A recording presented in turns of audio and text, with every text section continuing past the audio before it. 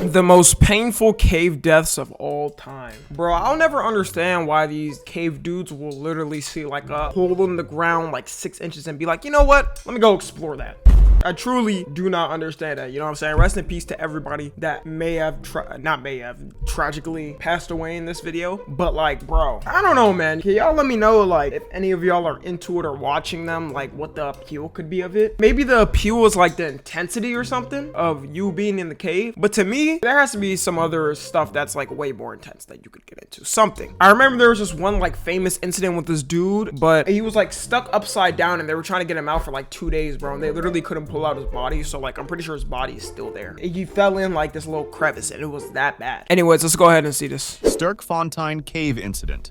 It was September 29th, 1984. A cave explorer named Nuno Gomez was... Okay, I don't know if that was a stupid question, but I was about to say they were doing cave explorations like in 1984. Like they had the equipment and stuff to like know what they're doing. Exploring unmapped sections of the Sterkfontein cave in South Africa. Okay. He was accompanied by his 2 friends, Peter Verhulsel and Malcolm, and together they planned to lay a guideline from the entrance to the farthest point of the wet cave area known as Milner Hall. The plan was for Nuno to go in and place the guideline, while Peter and Malcolm waited outside, assisting him from the surface. If it's really crafted like how they say, this is the only space he had to breathe. This little small pocket hole. And don't you need oxygen and stuff? Like you need actual air flowing through, which wouldn't happen. Assisting him from the surface. Nuno plunged into the water and successfully laid the line, covering a distance of 396 feet from the entrance to the end. Happy because of the success, the 3 decided to go back in and follow the new guideline. Once they reached the air pocket at the end, they were satisfied that they had successfully mapped this cave section. So they turned around and began to head out, following the line. As Nuno led the group, he suddenly felt Malcolm touch him. Malcolm was signaling that Peter was no longer behind them. Nuno went back to see where Peter had gone and noticed that That's a scary thing, bro. Like, I'd be scared, bro, when I'm walking, I got headphones, and that just gets snagged by the door. Y'all ever have that happen, bro? It feels like you just get whipped back. That's probably what happened. Like his pants or like shoe got stuck in like a little like crevice thing and then he couldn't get out. Entered a side tunnel. Nuno tapped Peter to get his attention and signaled him to return to the guideline and exit the cave. As they headed back, however, Peter disappeared again. This time, Nuno and Malcolm assumed he had taken the other exit, avoiding the tight squeeze they themselves used, so they did not go back to look for him. When Nuno and Malcolm surfaced and realized Peter was not there and still hadn't come out after a while, they submerged once more to look for him. They searched along the guideline and even in the side tunnels, but there was no sign of him. After 4 long hours, they ran out of air tanks, and the stirred-up silt reduced visibility to almost nothing. Finally, late that afternoon, they exited the cave and called for help. The fire brigade arrived, but lacking cave diving expertise, had to wait for the police divers to continue the search in the evening. That's crazy that the police have a division for this. I would never think like they would have a division ready for like... Hey guys, Tom NFG here. You know, only half of you guys are subscribed and even less of you guys have noties on. I hate to be a burden, but you know, I really appreciate it if you hit that sub button and the little bell next to it. You know, it doesn't take long. I know you can get mixed up in the algorithm and everything. But yeah, also tune into the streams. You know, we have a lot of fun over there. I'm telling you, we have a lot of parties going on over there. Yeah, that's it. Bye. Damn.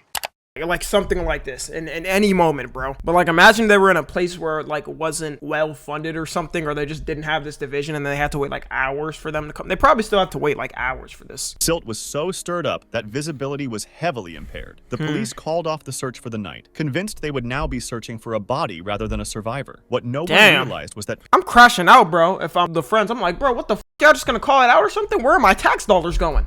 How much do I pay in taxes for y'all to just dip out for the day? You couldn't have like rotated officers and got another officer? Was not dead at all. He had been sidetracked by a secondary tunnel, and the cave's complex 3D structure, combined with the lack of a guideline, the stirred up silt, and the darkness, made it nearly impossible for him to orient himself. After trying many possible paths, Peter found a small room and decided to wait there for rescuers. He shone his light into the water in hopes of signaling his friends, but when no one came for a long time, he switched it off to conserve the little battery life remaining. He tried making noise by banging his tank on the rocks, but to no avail. Eventually, he became exhausted, fell asleep, and lost track of time. After that first night of searching, the police closed off the cave so no one else could enter. Unfortunately, the silt took a long time to settle, so visibility remained. What does silt look like? Let me see what it looks like to see how bad it is. Oof, okay, yeah, that's pretty bad. They had to look through pure, like, diarrhea water, like shit water. Yeah, I'm not gonna lie, there was no chance in hell they were gonna find him in that condition. Convinced Peter had not survived, the police decided to wait a full full week before resuming the search. On October 6th, 7 days after Peter's disappearance, they returned but found no sign of him. Another week passed before they tried again. So did they just not try like the other? No, they had to have tried the alternative path by now, right? But he was nowhere to be seen. Meanwhile, Peter was still alive. He had spent 4. Don't you die after like 3 days of no water? I mean, maybe he was drinking the pond water, but is that even fresh water? Pretty sure that's like doo-doo water or like salt water, I'm assuming. 14 days in complete darkness, starving and having lost much of his weight. Hoping for a way out, he decided to follow a passage leading from the small room where he had sheltered. After traveling 120 feet away from the water, he discovered it was only a dead end, so he returned to his spot near the water to wait once more for rescuers. The police continued. Bro, do they not have like 10 people to check or something? Searches for 6 weeks, but they never found him and finally called off the search with no result. At that point, they reopened the dry sections of the cave, but kept the water section closed. Volunteers then began looking for a connection between the dry and wet cave systems, and Nuno joined them. His contributions were crucial. He was the one who discovered the connection where they could enter the wet section of the cave. It was there that they found a set of footprints leading to a dead end, and soon after, Peter's body. Beside his body was a message that read, "I love you, Cheryl and Ma." It was later discovered that one diver had come really close to finding him, as he entered an opening that was just 100 feet away from Peter's location. The autopsy revealed that he died of starvation after 3 weeks in the cave. Although we may criticize Peter's decision to explore on his own, we should also respect the fact that he fought to survive until the very end. Nah, bro, I'm not gonna lie. The fact that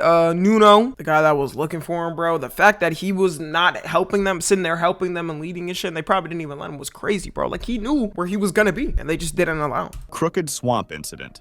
It was March 27th, 1982, and Donald Weltner, along with his 2 sons, Christopher and Roger, were about to lead a group of 12 Boy Scouts on a day of cave exploration. This wasn't Donald's first time caving, and even though the passages in the Crooked Swamp cave system were notoriously narrow, he wasn't too concerned. Donald was bigger than the other participants. Okay, first off, if I'm the parent of one of these Boy Scouts, I am not letting them go through a fucking cave like this. At that, bro. I was in Boy Scouts, all right? The worst we did going into places is we never did anything like this. Can't really think of a time where something crazy like this happened. I don't know. I remember I was there though in summer camp. I shot a gun and I was like, damn. Guns are really powerful. That's all I thought in the moment. It was a shotgun. And then the dude had to pause. You know what I'm saying? One of the trainers had to come behind me and then hold me because like that shit really pushed me crazy. So if he could get through, the rest of the group could too. At 2 o'clock, they entered the cave through its 16 by 28-inch entrance and stopped in a room inside. Donald was on the eastern side and noticed several smaller tunnels leading from the room. However, because they weren't sure which passages would be too narrow, Donald decided to check one. It involved a tight squeeze but appeared to open to another section, so he tried to push through. The squeeze measured 18 by 20 inches, so tight that he couldn't move his arms backward or lift his head to see ahead. He was followed by his sons, and while moving forward thanks to the mud, making the terrain slippery, he reported back to them what was happening. Everything seemed normal until something unexpected. Bro, at this point, bro, are you not like... Dude, this is way too dangerous to be going through. Like, I'm not risking it. Occurred. As he pulled himself along, he realized the ground below him was disappearing. Donald slipped down into a tight crevice, and the slick mud prevented him from stopping his slide. His hands were trapped, leaving him no leverage to pull himself up. Making matters worse, the path angled about 30 degrees, so he had to fight against gravity. The crevice was just 5 inches wide, and the slippery mud caused his body to settle more and more. He told his sons to pull on his feet, but after several failed attempts, he told them to get the other adult in the cave, Jim. After a while, Jim also realized they wouldn't be able to free Donald on their own. Donald explained that some rocks had loosened when he slid and were now wedging against his body. Each time they tried to pull him backward, the loose rocks would slide forward and block the passage. Jim exited the cave. Yo, that's gotta be the most worst scenario ever. It's kind of like when you try to get something through the door. I don't know, it could be anything and it just barely can't fit. That's the worst feeling. I swear that's the worst feeling. Cave to call for help. Cave rescue specialists and the police arrived, and because only one person could squeeze into that narrow space at a time, they tried using ropes to free Donald. This didn't work either, so they brought in tools to try breaking some of the rocks. However, given how tight the space was, hours of work led to only small breakthroughs, and Donald's situation grew worse. He was thirsty, hungry, and in a very cold environment, so hypothermia was a major concern. The cavers considered entering from the other side to give Donald food and water, but they... Bro, there's no way they can enter through that. What? A mother would have an easier time pushing out a baby.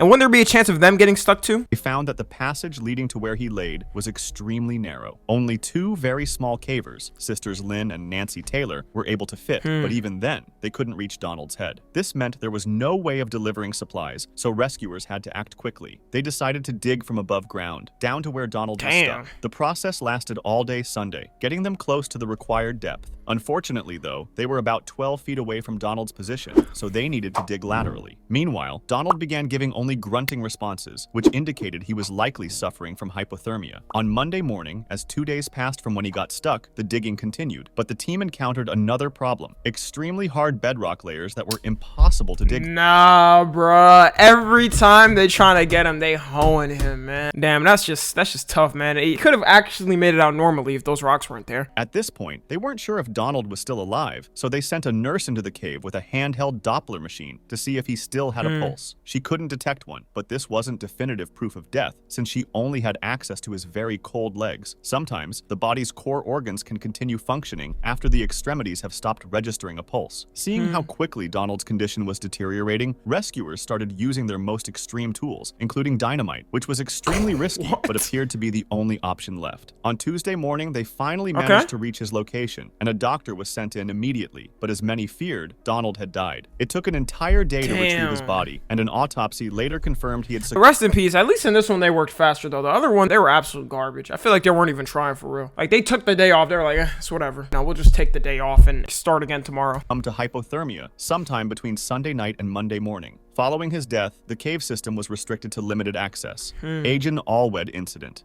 Roger Solari and Martin Farr, aged 26 and 23 respectively, wanted to map out the Agen Allwedd cave system in this just looks like the dirt is gonna fall in. South Wales. At the time, John Parker, another explorer, had abandoned the mission after discovering a third sump in one of its longest passages. Martin and Roger, however, wanted to keep going to see what lay beyond. The first trip was done by Martin alone, because Roger had hurt his knee, making it extremely dangerous for Martin to continue solo. Reaching the third sump was a feat in itself, since the route was not only tortuous, but also extremely long, lasting for hours, as the first sump was about hours? Bro, you're doing this shit hours just to see some like water, or I don't know, like a cave structure. Like, it's not like there's diamonds in the cave or something. Find the chaos emeralds. Nigga, you looking at some dirt. Like, why? About a mile into the cave. The first two sumps measured only 249 feet and 82 feet, so Martin passed through them relatively easily. However, the third sump was much longer. This might be a dumb question too, but how do they like figure this stuff out? Like, how can they map out exactly looking from when you're in the cave, map it in like a two-dimensional map? I don't know. Nobody had fully explored it yet, so Martin could only hope he had enough air to reach the end. Fortunately, he managed to swim through it, about 850 feet, and on the other side, he found something else interesting, a zigzagging passage, roughly 1,800 feet long, leading to another sump. Nobody had known about this fourth sump, and Martin realized he probably wouldn't have enough air to explore it and then return. He spent the next 4 to 5 hours heading back out, planning to wait for Roger so they could tackle sump 4 together on the next trip. When they returned on June 15th, 1974, both Roger and Martin brought extra air tanks. They successfully reached sump 4 and began diving it with a guideline to help map the route. After about 400 feet... Okay, so is the guideline just for like the first time of actually mapping it? If so, then I kind of understand why they're doing this. I mean, just to map it for other people that may want to explore this just in case, because people will do this regardless if there's not professionals that do this. But if they're truly just doing this just because they want to see it, then it's stupid. But at the same time too, like, why do people even care to look at stuff like this? I don't know. To me, it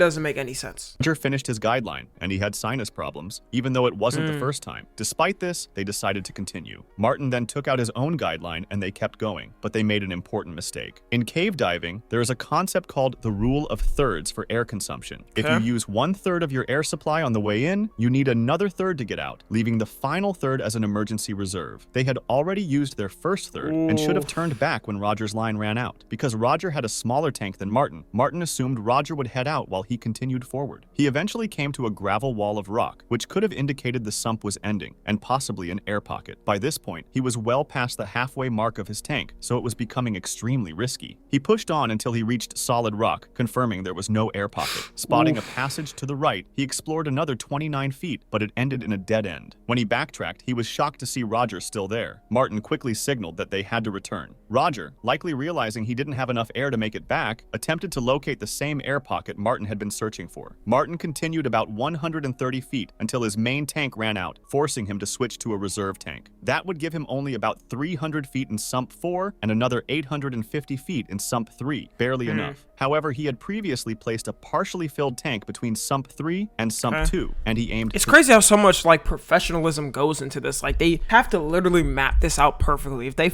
up like one single mistake, it's over, bro. That's their lives. If there's any hobby like that, dude, I do not want to be involved in it. To reach that. Finally emerging from sump 4, Martin sat on the bank, waiting for Roger, who, remember, had a smaller tank. If he didn't appear soon, it would be a huge problem. After 20 minutes with no sign of Roger, Martin realized that if Roger had surfaced from sump 4 at that moment, he likely wouldn't have enough air left to get through sump 3. After an hour, Martin was certain Roger's air had run out. Martin entered the water again and tried pulling the guideline to make it tense, but it didn't. It was no longer connected. It had been cut at about the 430 foot mark. This was probably where Roger needed to change tanks. Because switching them wasn't a simple task at the time, he might have put his arm through the line to avoid losing it, twisted his body to reach the valve, and become tangled, forcing him to cut the line to move freely. This, combined with the silt kicked up by movement, likely reduced his visibility, and he may have swum the wrong way. At that point, there was no doubt Roger had exhausted his air. Martin stayed calm and managed to navigate the next 3 sumps safely. He alerted the authorities immediately, and the search for Roger's body began. Martin himself joined the search, along with many others. However, Roger's remains were not found until 1986, 12 years later. Holy Recovering shit! the body was deemed too risky, so it was left in the cave, and a plaque was placed near the entrance of Sump 1, in Roger's honor. In 1987, another explorer passed through Sump 4, and finally located the air pocket, 875 feet in, the very one Roger and Martin had hoped to find. It was called the Against All Odds Chamber. Martin stated that after this incident, he never broke the rule of thirds again. He went on to have a remarkable diving career. Today, the entrance to the cave system is locked, and only specific, experienced divers are granted a key. Floyd Collins incident. Oh, his leg got like up. Man, that's gotta be the worst. I don't know if any guy ever seen the movie with James Franco, but like his arm got stuck or whatever in a mountain, and he had to like, I'm pretty sure, like cut it off or something. It was just like, it was so weird to watch. December 1924, Floyd Collins discovered a cave called Sand Cave, which was easily accessible to tourists because it was near a highway. He quickly struck a deal with the land's owners to receive 50% of any profits from the cave's exploration. Holy shit! He immediately began working. Yo, wait, that's actually a good business deal. You can own like a cave. That's kind of shocking me. Like, I obviously know you can own land and shit and whatnot, but a cave is kind of like in the ground, you know? How do you even get like the permits to like own something like that? Working there. Since there was no significant entrance, however, many tourists avoided it. As a result, Floyd spent hours every day over the next few weeks digging deeper and deeper. On January 30th, 1925, it was oh my god, it's that old? Dude, that's 100 years ago now. They were doing cave exploring 100 years ago? snowing outside. And once again, Floyd went into the cave, only to find something shocking. Crawling forward. Back then, they definitely didn't have no like breathing tanks, oxygen tanks, like the tools to pull people out. There's no shot. He was just risking his life doing this. With a lantern, he reached what was known as the turnaround room, called that way because many cavers would stop there and turn around, deeming it too risky to continue. The only way to go farther was through a tiny narrow hole called the squeeze, which measured only 9 inches in height. Floyd, however... 9 inches? I kind of want to see if, like, am I 9 inches? Okay, y'all, I didn't find the measuring tape, but I'm gonna go ahead and assume, that I can't fit in this.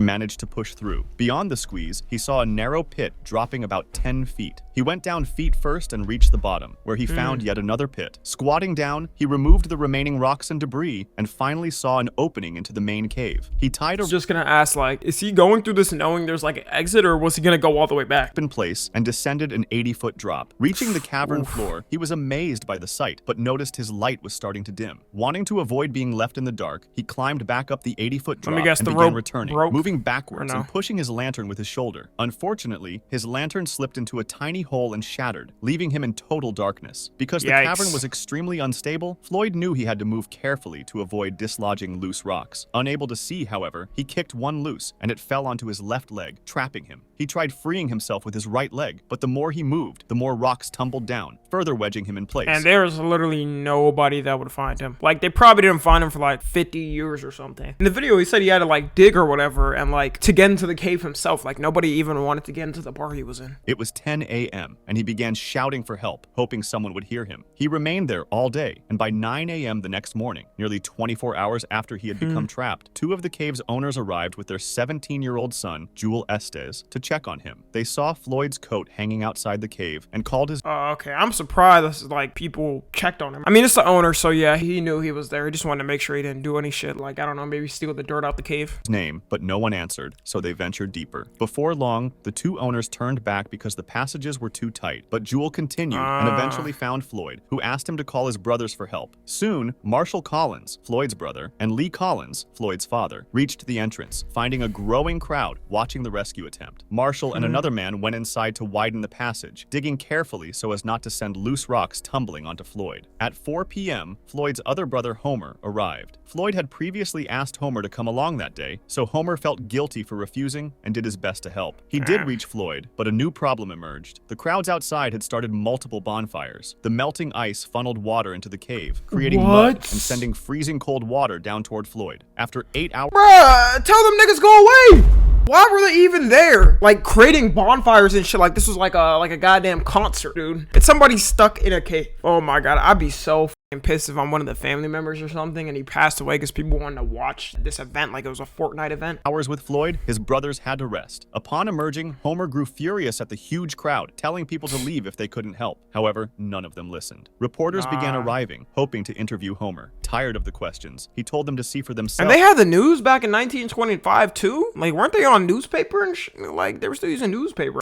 Inside the cave. Confusion and rumors spread. Some claimed Floyd was already dead or that the cave had collapsed entirely. Determined to prove otherwise, Marshall offered a $500,000 reward to anyone who saved his— $500,000 in 1925. Let me calculate how much that would be now. That's $5 million. They were rich. God damn, bro. Dude, I don't even think Jeff Bezos will offer that much for his like kid being lost or something. his brother. As rumors spread more, however, he went in to check on Floyd himself and found him alive. Floyd managed to free one hand, suggesting they tie a rope around his chest to pull him out. But as soon as they tried, he begged them to stop, saying he felt like he was being pulled in two. Homer worked continuously, removing dirt and debris until he was utterly exhausted and needed medical attention. By Tuesday night, 95 hours after Floyd had become trapped, a reporter named Skeets entered the cave and installed a light bulb near Floyd. While removing rubble, Skeets exposed more of Floyd's legs, but still couldn't free him. His story and interview with Floyd were published, drawing even larger crowds. Hotels nearby were filled, and at least 1,000 people gathered around Sand Cave. All this—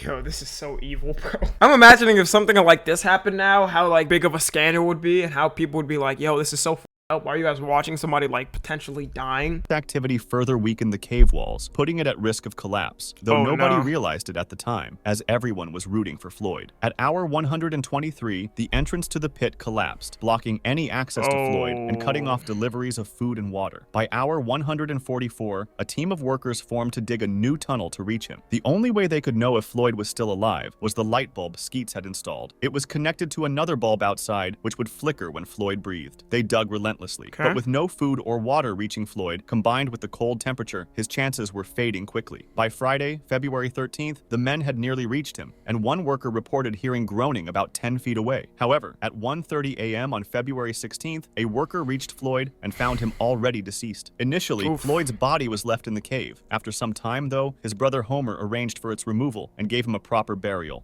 If you liked this video, man, bro, I'd be so pissed if I was a brother and family and shit. He could have made it out potentially, but there was a crowd. That's why he died, because people wanted to make it a spectacle in events. Man, humans are so fucked up. Let me see if there's a picture of the event, like the crowd. Okay, so this was in the cave. Is this him? Oh, the picture is so creepy, bro. Oh my god, bro. Dude, the cameras back then made it look so creepy. What the fuck?